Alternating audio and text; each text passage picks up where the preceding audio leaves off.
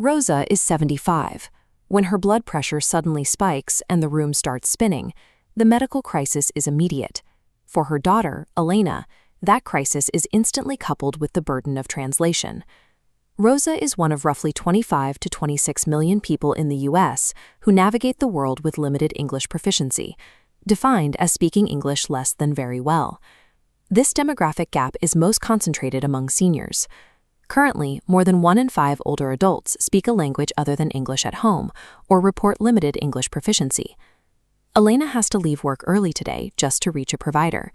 She spends her afternoon navigating an English-only automated phone tree, trying to reach a triage nurse who can explain her mother's symptoms.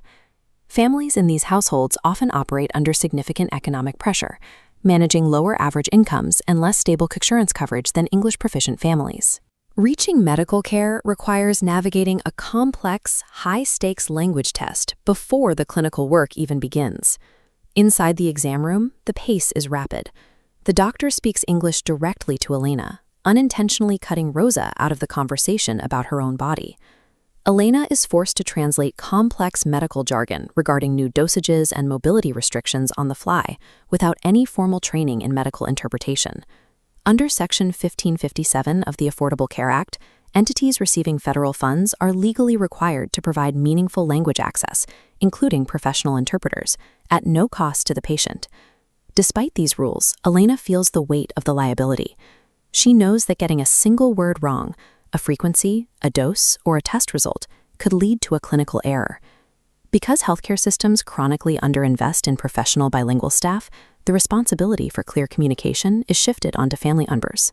Professional support disappears almost entirely at the most dangerous moment, the hospital discharge. Only 12% of caregivers for LEP seniors have access to an interpreter when follow-up plans are explained. That 88% gap leads to the poor management of chronic conditions. Uncontrolled blood pressure often results from misunderstood medication instructions given during these rushed exits. The lack of clarity also creates physical risks.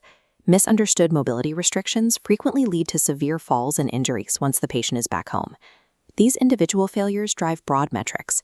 People with limited English proficiency experience higher rates of avoidable ER revisits and significantly longer hospital stays. These extended stays and readmissions generate higher overall costs for Medicare, Medicaid, and the health systems themselves. These failures demonstrate how language functions as a structural determinant, directly dictating clinical outcomes and patient safety. Weeks after the visit, the labor continues. Elena sits at her kitchen table late at night, buried under a stack of English language medical paperwork. Medicare processes are built around English jargon.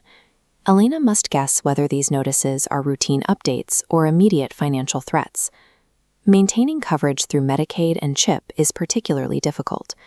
Renewal forms and call centers are rarely language accessible, leaving families vulnerable to sudden lapses in care.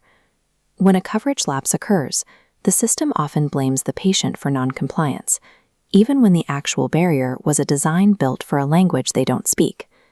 This friction affects the health of the caregiver, too. Those navigating healthcare in a second language report measurably higher rates of physical strain, anxiety, and financial stress. Advocacy requires constant sacrifice. Caregivers routinely delay their own preventative appointments and ignore their own chronic conditions to manage their loved one's care. Cognitive decline makes the barrier even steeper.